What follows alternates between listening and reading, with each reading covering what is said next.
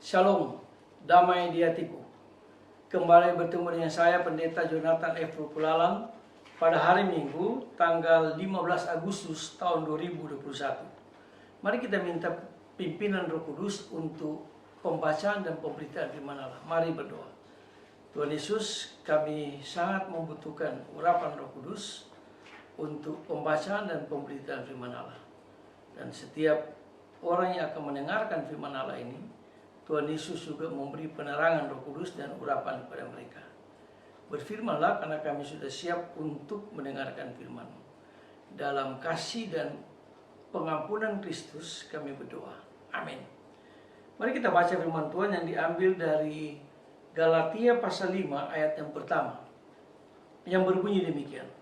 Supaya kita sungguh-sungguh merdeka, Kristus telah memerdekakan kita. Karena itu, berdirilah teguh dan jangan mau lagi dikenakan kuk perhambaan.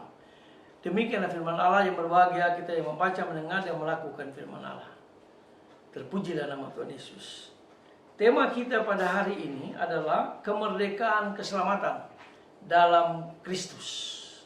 Nah, saudara-saudara yang saya kasih dalam Tuhan Kristus, Presiden Soekarno pernah mengatakan begini: barang siapa ingin mutiara harus berani terjun ke lautan yang dalam.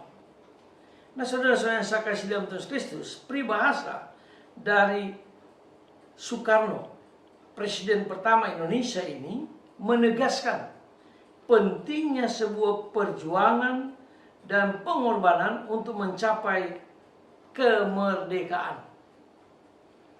Nah, kemerdekaan Indonesia tidaklah datang dengan sendirinya. Tentunya dibutuhkan keuletan, kesungguhan, dan perjuangan.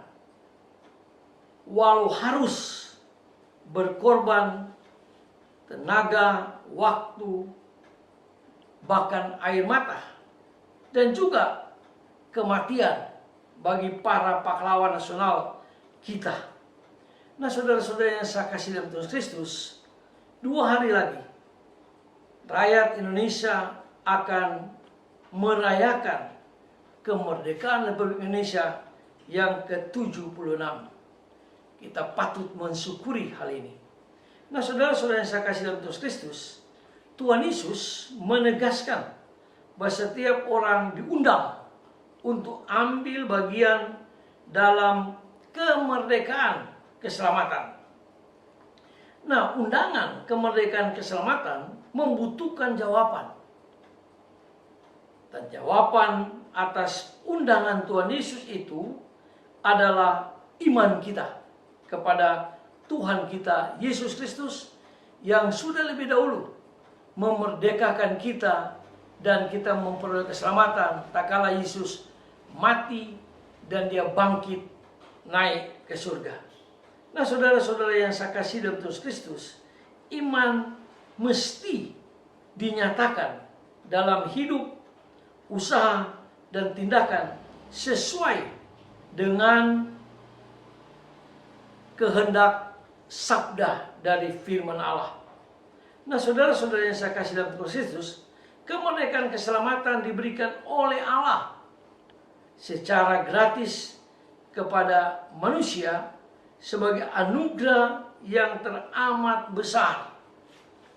Nah, saudara-saudara yang saya kasih dalam Tuhan Kristus, namun manusia harus terus-menerus mencari dan memperjuangkan kemerdekaan keselamatan itu dalam sikap dan tindakan hidup keseharian.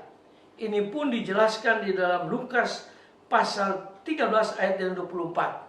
Nah, saudara-saudara yang saya kasih dalam Tuhan Kristus, inilah medan hidup kita.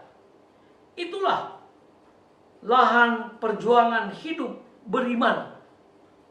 Hidup dan keseharian menjadi berita dan kesaksian dalam perwujudan iman kita setiap hari. Nah, saudara-saudara yang saya kasih dalam Tuhan Kristus, beriman bukan sekedar pengakuan verbal, tetapi beriman menuntut perwujudan dalam hidup dan perbuatan kita. Nah, saudara-saudara yang saya kasih dalam Tuhan Kristus, kemerdekaan keselamatan diperoleh bukan karena identitas belaka, melainkan oleh kesanggupan dan kesetiaan untuk menghidupi, mempertanggungjawabkan, dan menyatakan iman secara benar dalam hidup dan perbuatan kita setiap hari. Nah, saudara-saudara yang saya kasih dalam Tuhan Kristus, apakah identitas keberimanan kita sudah dinyatakan dalam keseharian hidup kita dan dalam tindakan-tindakan kita setiap hari? Nah, saudara-saudara yang saya kasih dalam Tuhan Kristus, kita diundang Tuhan Yesus untuk mengisi kemerdekaan keselamatan dengan hidup benar dan baik bagi sesama kita manusia.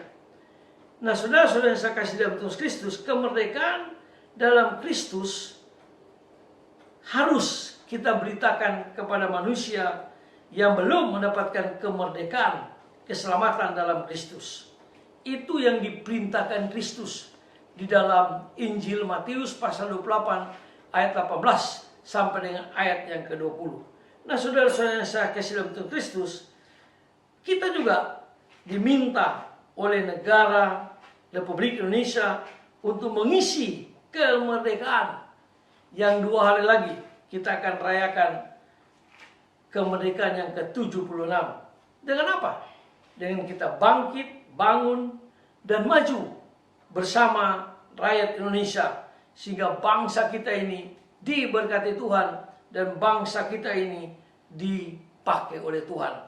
Kita maju bersama baik secara fisik, moral maupun spiritual.